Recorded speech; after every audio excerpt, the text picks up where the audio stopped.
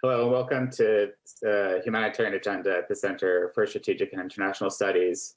My name is Jacob KURTZER. I'm the Director and Senior Fellow of the program. Thank you all for joining us today for this important conversation, and particularly thank you to our panelists for making the time to help share your thoughts and your work with our audience. I want to also extend a note of gratitude to USAID's Bureau of Humanitarian Assistance for their support for today's discussion. All of us who are joining the call today are well aware of the human toll of 7 years of conflict in Yemen. Unfortunately, the global picture has become so convoluted and complicated with crises in Ukraine, Afghanistan, and elsewhere that Yemen has fallen off the radar a bit. A crisis which captured so much attention in terms of resources and the media is not really in top of mind anymore.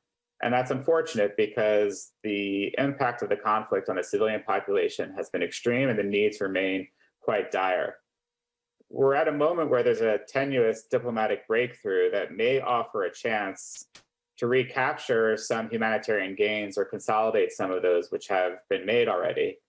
But it's tenuous, and we know that there have been moments of hope and optimism in the past that collapsed. So to help us understand this moment and what it means for the humanitarian picture, what it means for humanitarian action and access, what it means for the human rights of Yemeni civilians who have been caught up in the crossfire, we're once again extremely grateful to have an esteemed panel with us today. Radia Al-Mutawakkil is the co-founder and chairperson of the Mwatana Organization for Human Rights. Summer Nasser is the CEO of Yemen Aid. Amanda CATANZANO is the Director for Humanitarian Policy at the International Rescue Committee. And Paul HARVEY is a partner at Humanitarian Outcomes. Thank you all so much for being with us today. Raja, you're joining us today from Yemen, and so I'd like to start with you and maybe get a picture from inside Yemen of the situation today. Your organization, obviously, by its name, focuses on the situation for human rights for Yemeni civilians. Can you tell us a little bit from your perspective what the ceasefire that's been announced means for the picture for the achievement of human rights for Yemeni civilians, and maybe more broadly, what the overall picture looks like, from before this diplomatic breakthrough, and what we need to understand here in Washington and around the world about the picture with respect to the human rights conditions inside Yemen today. Thank you, Jacob, and I'm glad to be with you today. So ceasefire, it's like a step, but it's not an end of violations in Yemen. So the war in Yemen, it's not only the airstrikes and the ground shooting, it's much more than this. And even if there is a ceasefire, even if parties to the conflict are committed to the ceasefire and they are not, still Yemenis are facing a daily violations by all parties to the conflict that is making their life miserable. So we in Mwatana tried for many years to document the starvation as a weapon of war, because starvation is used as a weapon of war in Yemen by all parties to the conflict, but it was very difficult to document it from a human rights perspective. So it takes us very long in order to do this, and we documented like a pattern of airstrikes and landmines and preventing humanitarian aid by the Saudi and Emirati coalition, by Houthis in certain areas that we try to prove the pattern, the intent, to prove that parties to the conflict are using starvation as a weapon of war. But this is even not all the reasons that led to starvation in Yemen. There are many details that has nothing to do with a very direct violation for the international humanitarian law, but still affect the daily lives of Yemenis. For example, one of these things is the salaries. I mean, millions of Yemenis are not receiving their salaries since 2016 in the public sector. This is one of the things that really broke the backs of Yemenis. And this has nothing to do with the ceasefire. With the truce, with the ceasefire, Yemenis are still not receiving the salaries. So that's why we in Muwaddana, whenever we say that Yemen is the worst humanitarian crisis in the world, human rights NGOs, they add man-made crisis. So because we believe even among the war, Yemen doesn't have to be the worst humanitarian crisis in the world. It happened only because of the huge lack of accountability, because of the attitude of parties to the conflict. So there are many violations that we have documented in the ground are very prevented, whether it is airstrikes or landmines or ground chilling or preventing the access of humanitarian aid. Many of these violations are still continue. Besides, there are many other files like the detention, forced disappearance, torture. Even the space of civil society is shrinking in Yemen by parties to the conflict. I don't want to be pessimistic when I talk about the truth. It's a step. We hope that is going to be a step towards something bigger, but we can't say that really changed the daily lives of Yemenis, and it didn't even prevent them from the violations of parties to the conflict. Thank you, Radia. You talked about the starvation and the forced starvation as a weapon of war and the man-made nature of this conflict or of this crisis. I want to turn to Summer Nasser at Yemen Aid. I'm hoping you can tell us a little bit. Your organization was founded in 2016 and is led by and organized by Yemeni Americans. So can you tell us a little bit about Yemen Aid's work, and in particular, on your website you talk about the essential provision of basic services and governance in Yemen. So how you managed to do both the humanitarian relief, but also put an emphasis on this return to essential services on the part of the Yemeni government, particularly in the wake of Radia's comments about basic salaries not being paid and some of these other second order impacts that are having humanitarian consequences. Well, thanks so much, Jacob, for having us today. Absolutely, yeah, we are a Yemeni American entity. We are a 501c3 here in the United States. But interestingly, we are an INGO in Yemen, so we are licensed by the Ministry of Planning and International Cooperation from the Yemeni government. Our work basically covers the urgent assistance, but also can go through the sustainable development projects, economic livelihood, and so on and so forth. And so we try our best to understand the dynamics on the ground, what are the needs, and how do we proceed with results that make sense for Yemenis on the ground, right? There's an issue with the typical status quo of humanitarian aid. It does nothing to support Yemen long-term, and that could be replicated in different countries as well. And so what we do is we bridge the gap between West and East, and how we do that is by advocating for Yemenis and what those needs look like. We at points convince our donors that a food basket won't work. Can we do a greenhouse? And so these are the languages that we try to use to, better their lives. As Radia had said, there's no accountability, and I agree with her and anyone else who says that. Unfortunately, government entities and also non-government entities, whether it's the de facto groups in the north, the Houthis, or the legitimate government, they look at INGOs as an asset, and it doesn't have to be in a positive light. It could be in a negative light, in which it could be for personal gains versus a more national consensus of how we support individuals. And what we do is we, as Yemen Aid, we talk to government officials and we talk to any local official to ensure that they understand that the needs have to be pushed towards the basic support, whether it's giving water access, whether it's salaries, and we advocate in that manner along with our projects. We don't just advocate, just randomly, but if it goes aligned with our timeline, for sure. Thanks, Summer.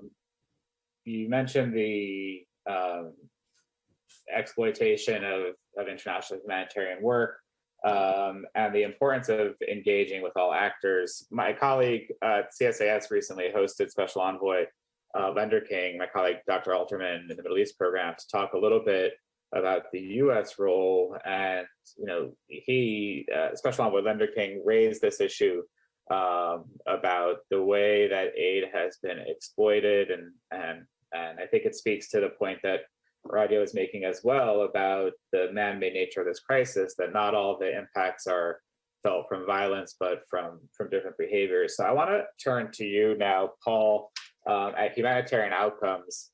You have a recent report out, Humanitarian Access Score Report, looking at the situation in Yemen. And we know that blockades and denial of aid has been a pattern that we've seen in this context, in this conflict, for a number of years. So can you give us a little bit of the findings of your recent report and what the access picture looks like and the reach and effectiveness of the humanitarian operations in general today?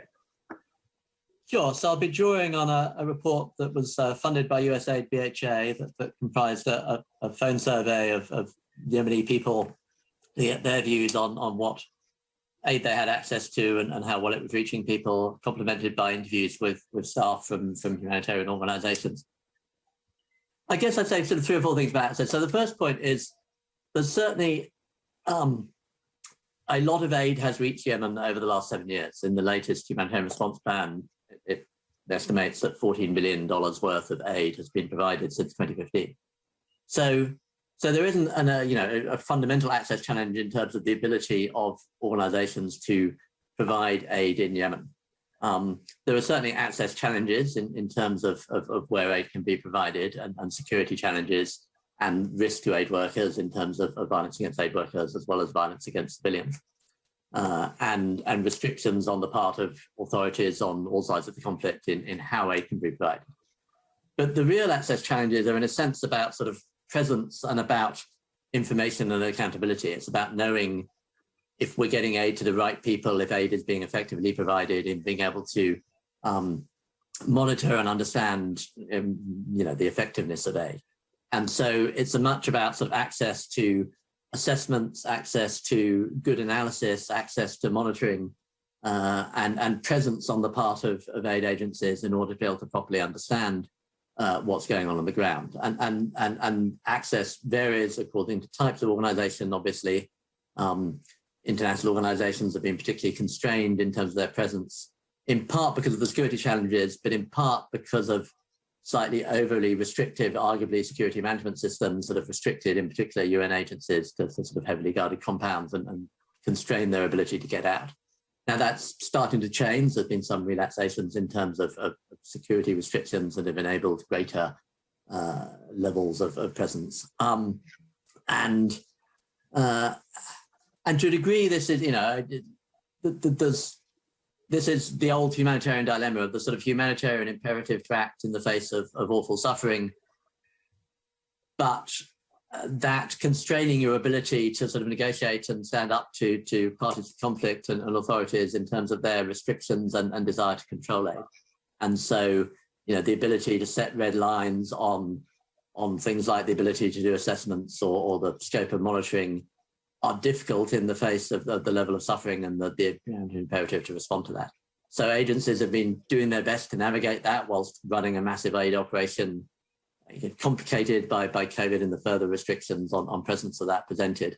But it remains a challenge, and the challenge, as we've heard in previous the discussants, is around sort of information and accountability and the ability to advocate and negotiate and to provide aid in the context of authorities that are keen to control and instrumentalize it. Thanks, Paul. Interesting. There's some themes emerging here.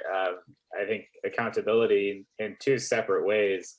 One for violations of IHL and human rights violations, and other accountability for the humanitarian operations and making sure that money is being spent where it should be and how it should be.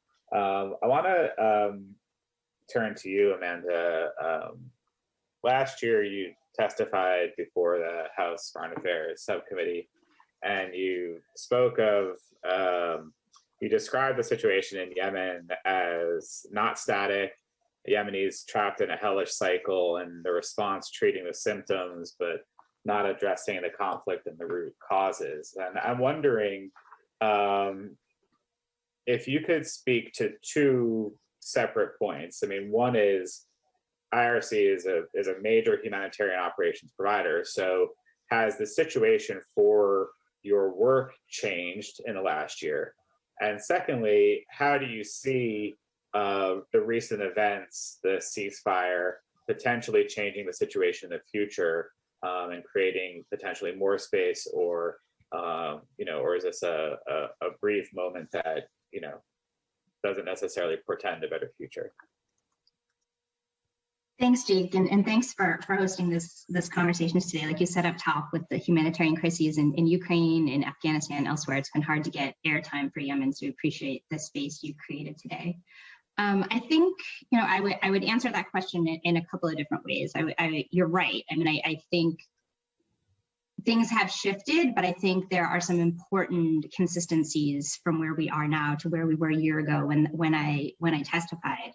I think a couple of things I would point to as the drivers of this conflict and the drivers of this crisis and the drivers of humanitarian suffering in Yemen. And there, of course, the conflict, but also the collapsing economy and the constraints on access, both of which my colleagues here have touched on. And so I think we have to think of all three of those things in equal measure when we try to get a sense of what the situation is for Yemenis today. I think when we look at the truce and the ceasefire, this is something that all of us on this call have pushed for a long time. It's nascent, and it's hard to say what kind of impact that's going to have on the humanitarian response right now. We haven't seen it open up access yet, but we do think, if there's progress, if there's focus on extending it past the expiration next week, that's the biggest window of opportunity to change things on the ground, but it's not a factor yet. And then when we look at the two other issues or drivers of the crisis, when it comes to the collapsing economy and when it comes to the constraints on access, we haven't seen improvements, and in some ways we've seen deterioration in that respect. And the most recent numbers from the UN on humanitarian needs bear that out. We have over 23 million Yemenis in need of humanitarian assistance. That's up 13% from last year. When we look at the economy, it's as bad as it was last year or worse. It's worse than it was 3 years ago. A lot of that has to do with fluctuations in the exchange rate, particularly at the end of last year, where we saw a doubling of the exchange rate virtually overnight in November and December, which just pushed food prices far beyond the ability of not just Yemenis who've been suffering for a long time, but even Yemenis who had sort of eked out a living over the last 7 years were really just pushed beyond their limits at that point. Now we've seen a stabilization in that exchange rate, largely due to the Saudi deposit into the central bank, but that's still just within the last several weeks. We've seen that stabilization. It's not back to the levels of 600 or 700. It's more around the level of 800, so it's still higher than it was, and it's a little too soon. But commodity prices and food security are about more than just the exchange rate. It's about food imports, it's about fuel imports, it's about global food prices. And I think one thing we all know is there's been a staggering increase in global food prices since the Ukrainian war began. And for Yemen, it's devastating. This is a country that's 90% dependent on imports for its food supplies, and 40 to 50% of its wheat came from Ukraine and came from Russia. So any improvements or uptick we might have seen from the stabilization of the exchange rate is really being nullified so far by the global food prices. So that driver is still very much in place. And then as Paul just referenced, the constraints on access are real. And they have, in most cases, nothing to do with the conflict. That's why we haven't necessarily seen the truce open any doors for us that weren't open previously. These are not about insecurity, they're about red tape. They're about delays in visas. They're about delays in sub-agreements, which is essentially the paperwork that NGOs need to get to work on a particular project. Those are still take months and months to get into place. And I think it's important to stress that's not just a problem in the north, it's a problem in the south. We've seen a doubling in visa processing times, both in the north and south. We've seen a 3-month delay in getting sub-agreements signed. That's both in the north and the south.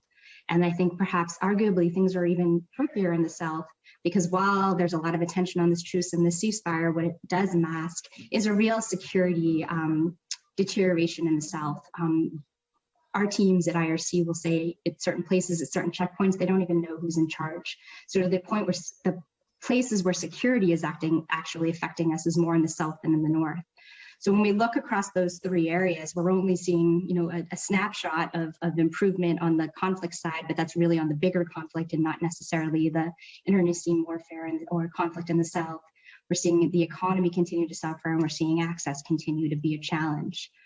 So I think when we look at what we were recommending last year in terms of funding gaps, in terms of humanitarian diplomacy for access, in terms of pushing for a ceasefire, we've seen progress on one, and we're hopeful that this ceasefire can be translated into a more significant and more steady political process, but I think that remains to be seen. So I wouldn't say that I'm pessimistic, but I think my optimism has to be curbed by the fact that 2 out of 3 of those markers for progress are still trending in the wrong direction. Thanks. I guess between pessimistic and optimistic is realistic, and I think you probably need to have a very realistic view of the situation on the ground. Raja, I want to come back to you. Paul mentioned in his comments the balance for humanitarian organizations between the humanitarian imperative to respond to the needs of civilians impacted by violence versus the advocacy and the ability to push against the key actors. And I'm wondering if for your organization, a human rights organization, if you're feeling that same struggle, and particularly in the context of the point that Amanda raised, where the ceasefire expires next week, and this idea of a cessation of violence versus the push for accountability for perpetrators. And how do you, so I want to maybe ask you 2 questions. The first would be, what do you see from your view there as the likelihood of the ceasefire being extended? And secondly, how do you balance that push for accountability with the benefits of a cessation of violence? And are they at odds at all in your assessment of the human rights picture? Yes, I will start with the next question. We think that accountability, if there is a serious accountability, this will help not only to keep the ceasefire, but also to push for peace. But what happened in Yemen, that the only investigative mechanism that we used to have, which is called the group of eminent experts, was failed to be renewed in last October. So at the same time, while we as Yemenis see that the Human Rights Council is establishing mechanisms for accountability for Ukraine and other conflict zones, we lost the only one we have. We were asking in the last Human Rights Council session as a civil society, we were asking for a criminally focused investigative mechanism, which is even stronger than the one we already have. And instead of having this criminal investigative mechanism, we lost the GEE. So that was a very dangerous message of impunity from the international community to parties to the conflict. And it was very clear to us that this message was very well received by parties to the conflict.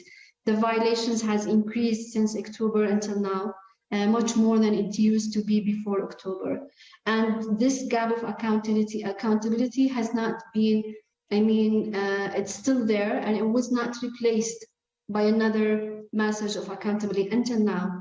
The US, the many European countries, they have the opportunity now to create a mechanism for Yemen in June in the Human Rights Council. We as a civil society tried to push to have something out from the General Assembly in New York, and then we were told by different states that it's better to have it through the Human Rights Council in June, and then we said yes, we will go to the Human Rights Council, and now we started to hear maybe it's difficult to get this mechanism for accountability in Yemen in June. It's very sad because this is happening only because of political reasons.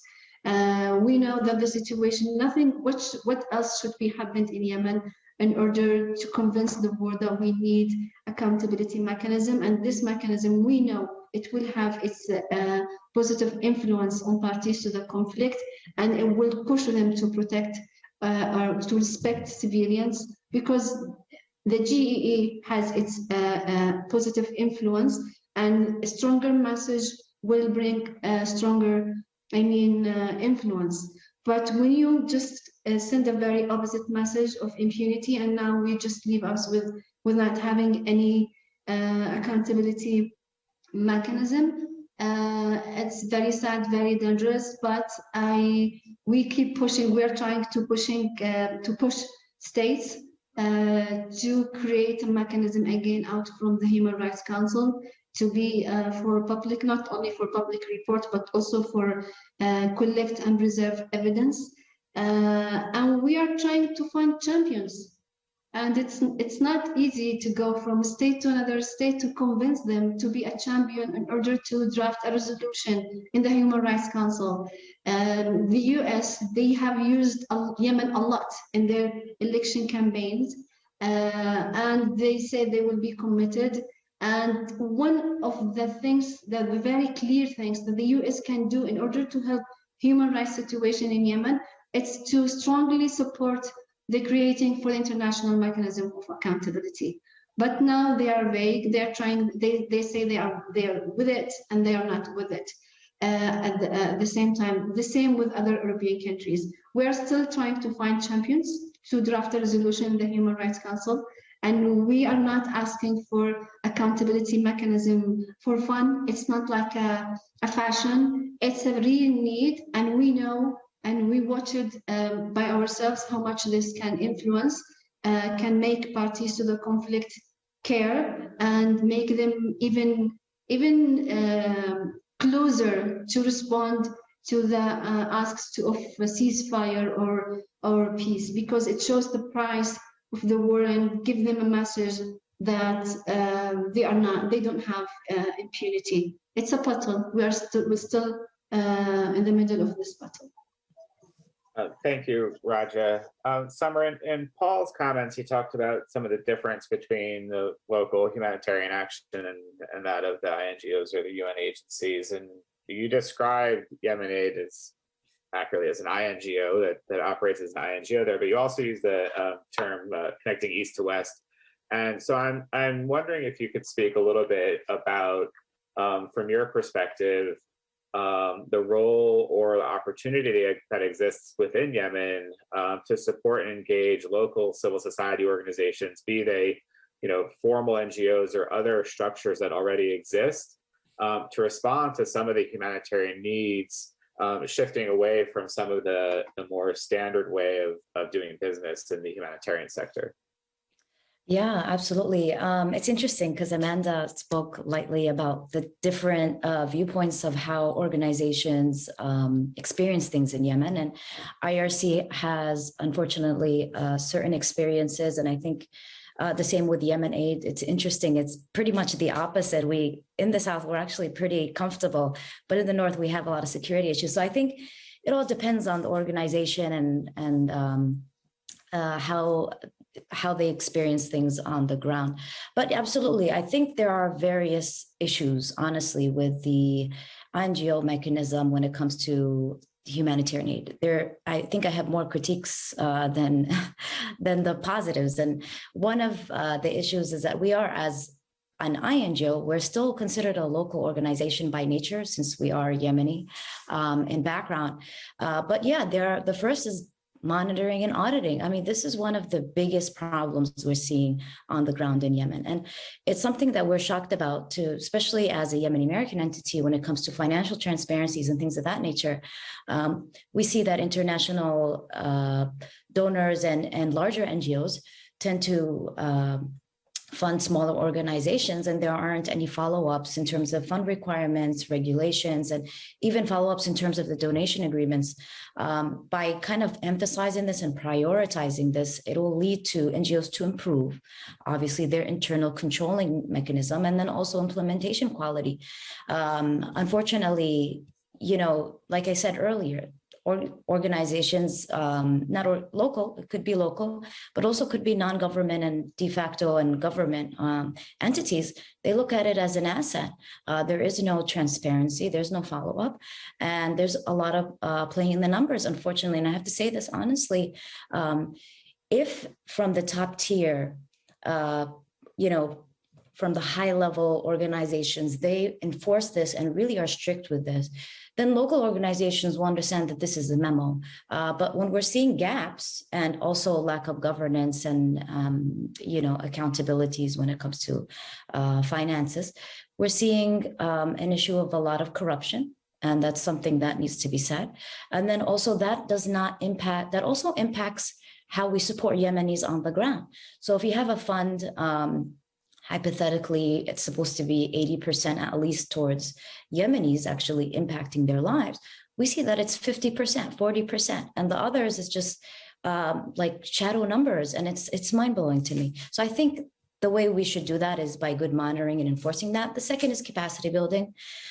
Yemenis are in need of capacity building. It's essential. A lot of the organization, they need support to understand how these mechanisms are to be set, the policies, and so on and so forth. So I think by having a more emphasis on capacity building, there's more managerial capacity in terms of how to improve their internal regulations and policies. And it trains them also on project management tools. So I think, in general, those are like my two, key points for supporting the local organizations. Thanks, Summer. I want to pivot back to you, Paul, and some of the data from your report. You mentioned you did this as a phone survey, and 60% of your respondents attested that humanitarian assistance did not reach areas where it was most needed. And so from your perspective, based on your experience in the sector and your work now at Humanitarian Outcomes, what are some of the reasons for this in Yemen specifically? And then what steps do you think can be taken to improve the delivery and have it sustained regardless of the political developments? So, the other striking figure from the phone survey was only 26% of the people surveyed had received any aid over the past year. Although 80% perceived that they needed it. So, there are clearly question marks over how well the pretty large volumes of assistance are reaching those who most need it. And that pivots back to Amanda's point about bureaucratic red tape. I mean, the bureaucratic red tape isn't sort of there for the sake of it. It's all about sort of controlling aid operations on the part of authorities and parties to the conflict. And that sort of aspect of control is what aid agencies are struggling with in being able to access populations most in need and being able to know that the people who need it most are getting the aid. And that's about permissions to do monitoring. It's about permissions to do good assessments. It's about the whole process of being able to know better who's receiving it. And so, this is the sort of challenge of the core humanitarian principle of independence in particular. The ability to operate independently and to have a good picture of where aid is going. And that I'm not sure there's any magic wand to that. There have been slight improvements, I think, in the coordination of donors and aid agencies around humanitarian access, slightly better sort of donor level advocacy through the senior officials meeting and the technical monitoring group sort of since 2019. Lots of people described as a sort of a bit of an nadir and things improving since then. A somewhat greater willingness on the part of sort of senior humanitarian leadership and UN agencies to relax sort of security management restrictions where appropriate to enable greater sort of access on the part of international staff to monitor aid operations. And so, those are the sorts of things that can incrementally improve the ability of the aid operation to be more confident that aid is getting to where it's most needed. I think, getting the balance right in international and local partnerships, in working better with Yemeni organizations and civil society to take advantage of their existing access and ability to know what's really going on is part of the picture, thinking about what realizing localization commitments better would look like in the Yemeni context. There's a whole raft of things that might be possible. and that are starting to be done, but there's no, it's fundamentally a very difficult dilemma of needing to meet humanitarian aids in a hugely challenging context where the parties to the conflict are keen to continue controlling and exercising control over aid to the extent that they're able to. Thanks, Paul. And coming back to you, Amanda, you sit here in Washington, and one of the complexities of this conflict and humanitarian response, at least from the Washington perspective, has been that to various different degrees, the United States has been either a party to the conflict or at least acting in strong support of the Saudi-led coalition, while also being the largest donor by far of humanitarian operations. And Paul talked a little bit about an increase in diplomatic engagement. I mean, we've obviously seen high-level diplomatic work over the last 6 weeks, but from your experience, what can the U.S. government today do better, from the administration side, from the Congress side, to support humanitarian aid and humanitarian action in Yemen? Well, I think I might put it in a couple of different categories. I think the first and the most obvious is one thing that hasn't come up too much in this discussion, but is a real sort of fueling the fire of this crisis, is the lack of humanitarian funding over the last several years. We go back to 2019, and nearly 90% of the HRP was funded. It was the right resources to the right agencies at the right time really did make a difference in terms of averting famine, in terms of malnutrition outcomes for children. We have proven that, while it's not easy for all the access constraints reasons we've laid out and a host of other reasons, there is an ability to reach people and to avert the worst, if not get things on a better path. We've really been hindered in our ability to do that over the last couple of years as the humanitarian financing has really all but dried up since 2020.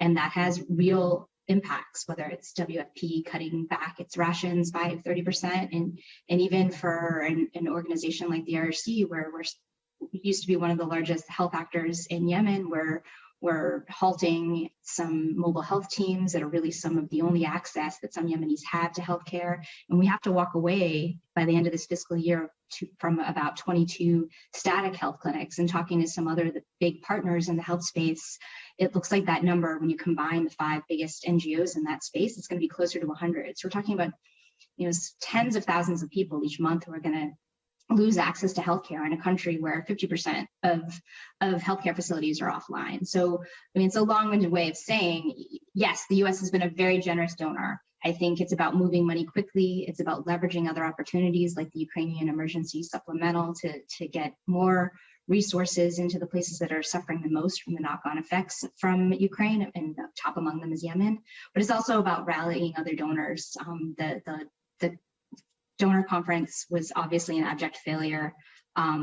What other creative solutions are there? What new donors can they be bringing to the table, given the sort of big void that's been left from some of the Gulf donors who had provided such big donor dollars in the past? So I think there is a big piece around the humanitarian financing. And then I would say it's really, like you said, Jake, about investing in this peace process, putting diplomatic muscle into it, but approaching it with balance. You mentioned some of the recommendations in last year's testimony, and one of the things that IRC had called for at the time, and arguably we still believe in, is the need for a new political framework for peace, that the existing UN Security Council was outdated, that it wasn't just failing to facilitate a political progress, but it was actively, it was an active obstacle to it, given how kind of one-sided it was. And while we haven't seen a change at the Security Council, I think if we're being honest, if we're thinking about the last 6 weeks and even perhaps a little bit longer and what got parties to the table, I do think it was in large part a more balanced approach from the Biden administration in terms of how they were engaging parties to the conflict. And I think it, has at least borne some, fledgling fruit here in terms of the ceasefire. And I guess what remains to be seen is that sort of de facto movement towards a more balanced approach versus a more formalized approach in the Security Council enough to sustain this, I think is an open question. But I think right now, for my money, investing in diplomacy in the region and versus investing in diplomacy in New York might be the right move, and we'll have to see how that bears out. So I do think it's about the funding. It's about rallying others, given generosity that the US can leverage and point to. And then it's about taking this process of this political process very, very seriously, investing in it despite all the distractions globally. And then I think it's also, thinking about humanitarian diplomacy as well, and recognizing that the need to push for access, the need to push for getting to people in quote unquote hard to reach places, which we all know is a euphemism for being made hard to reach, that doesn't fall away while all attention gets put on the political process. So I think those are tangible ways that the US can and should be engaging and focusing despite distractions globally. Thanks, Amanda. I mean, you talked a little bit about just now the region and investing in the region and regional diplomacy. And so I want to come back to you, Radia, and ask you a little bit about the, from a human rights perspective and from your organization's perspective, again, the complexities of this conflict is that while there's certainly a Yemeni dimension here, it's become in many ways also a proxy for other international disputes. And so I'm wondering if you could speak a little bit to what extent the neighboring countries or those parties playing a role in supporting the different actors, do you see their potential to also support the accountability that you're pushing for? And I want to also ask you a separate question. One of the major points of contention in Washington has been about whether or not the United States administration should designate the Houthis as a foreign terrorist organization, with all the implications that it has for funding and bureaucratic challenges and so on and so forth. And so from your perspective, how does a step like that help or hurt the efforts to achieve basic human rights and accountability for human rights violations? Number one. And number two, do you think that the neighboring countries can play a meaningful role in, the pursuit of a more peaceful future? As you said, Jacob, the war in Yemen is not only a civil war. It's a civil war and a proxy war, and it has an international dimension. So it's the responsibility of all these parties to the conflict, the Yemeni, the regional countries like Saudi Arabia, the United Arab Emirates, and Iran, and their allies like mainly the US, France, UK, those countries who are sending weapons and have influence, and some parties to the conflict. They all have a handle responsibility to stop the war in Yemen. For the first time, maybe in Yemen, that it's very sad that Yemeni parties to the conflict are not controlling their decision 100%. It's a proxy war, and it's not, secret that all these regional countries have a very, direct influence in the war. That's why also they have direct influence to stop the war, and they have direct influence when it comes to violations. They have their own, like the Saudi and Emirati-led coalition. They are not only neighboring countries, they are part of the war, and they just like they committing horrible violations, just like Houthis and the Yemeni government, and also those states, as I said, who are selling weapons have their responsibility also. So the US can do a lot in order to change the situation in Yemen, much more than going to the designation again. I don't know how the designation is going to have an effect. It can be used by Houthis like a propaganda, but it will influence civilians in Yemen a lot. Biden administration or President Biden in his first speech when he came president, in the middle of his speech, he said, this war should end. I was not naive to the extent that I believed that he would just directly stop the war. But honestly, I expected a lot from the US, much more than they are doing now. They can play bigger role to ensure accountability, bigger role to ensure peace process, and bigger role to push in all parties to the conflict equally. To be biased to any party to the conflict, it will make you weak and will just minimize your influence in this conflict zone. So to be very to be when you want to use the Security Council, you should use it against all parties to the conflict. You have to have the same language against all parties to the conflict, or with all parties to the conflict, to be independent and to have a very serious steps towards real accountability. It will make you some influence. If you are biased to some parties to the conflict, then you will do nothing. You will not be even different than Trump administration. Because we are talking to humanitarian aid, so it's humanitarian aid is like a lifeline for Yemenis, but you cannot feed a nation. So now most of the Yemenis, they are in a need of a certain kind of humanitarian help, and this cannot be solved by humanitarian aid. This war, as President Biden said, should stop. And I know that peace in Yemen is very possible in spite of all complications. If there is a real political will from the international community, and especially from the US, there are a lot that can be done in order to stop the war in Yemen, in order to enhance accountability and to make the situation much more miserable. Not, going to accountability mechanism, it's much more than going to designation. Ensure the accountability mechanism. The accountability mechanism, it's against the violations by the Houthis, by the Saudi and Emirati coalition, by the Yemeni government, by the STC, by all parties to the conflict. It's like a very independent, balanced mechanism that can hold all parties to the conflict accountable. Ensure it much more than to go to any political steps in order to punish this party to the conflict or that party to the conflict. Thank you, Radia. I want to ask you, Summer, kind of the same question I put to Amanda. Since you are a US-based organization, how do you look at USG policy currently, and what do you think, what are 2 or 3 things the US government could do differently or better with respect to the humanitarian situation, be it at a funding, policy, or politics level? Yeah, this is a good question. It's a lot, but we'll try to kind of go in. As you guys are aware, different administrations, different political parties have different agendas. We obviously have a Biden administration.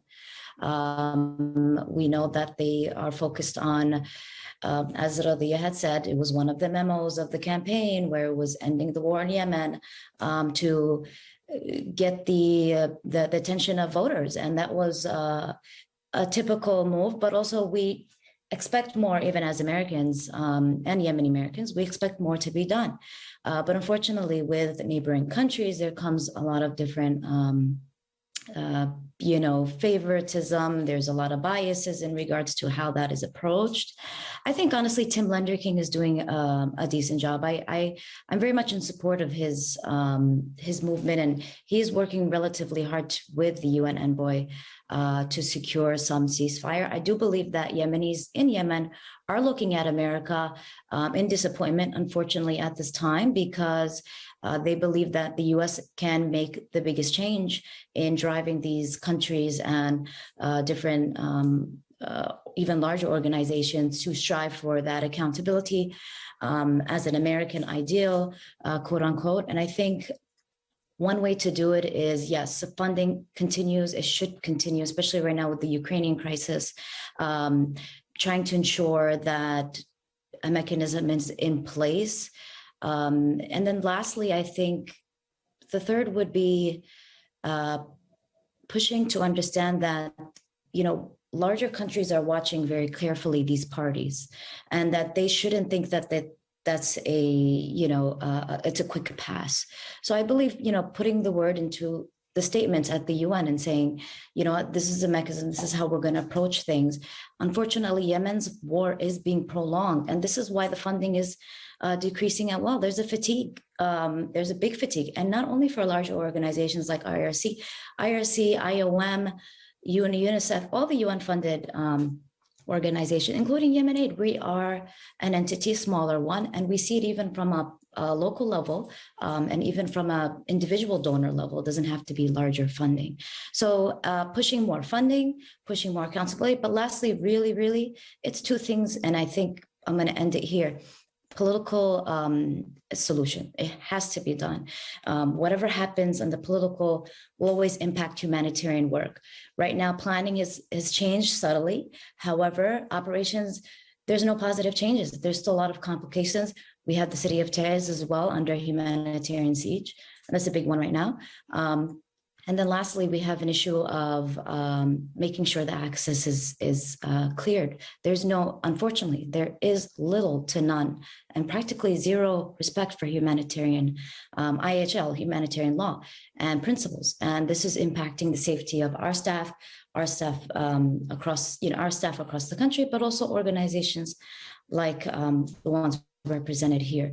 So there needs to be a push. And without it, we will, as an organization, and all those are going to be impacted. Thanks so much, Summer. I'm going to come back to you, Paul, and then ask the rest of our panel for final thoughts. We're running to time, so giving you a heads up, you're going to have another minute or two to give the key takeaway for our audience listening today. But Paul, we just heard a little bit about the U.S. role, and in your first comment, you talked about the role for the U.S. and the UN to play with the red tape. So I want to actually take it back to the United Nations, because we did hear from Hans Grunberg talking about the truce holding, the truce having a considerable impact on the daily lives of many Yemenis. So when we think about the challenges here, political and operational, can you just talk a little bit more about what you see as the potential positive role for the UN, what the different UN entities, be they the Security Council, Secretary General, or even the leaders of the humanitarian organizations, should be doing differently than what they're doing today? Yeah, so I'm less qualified to talk about the political side of it, so I'll focus on the humanitarian side of it. The interagency humanitarian evaluation will hopefully be coming out soon, and is, I think will be fairly trenchant in some of its criticisms about the sort of quality of the overall humanitarian response. And so whilst I totally take Amanda and Summers and everyone else's points about the need for sustained funding and possibly greater funding, and for humanitarian diplomacy on the part of the US and other actors around political solutions, I think there's also a need for humanitarian actors to look at themselves and to look at the quality and effectiveness of their response, and how well, $14 billion worth of aid have been spent over the last 7 years, and ways that could be improved.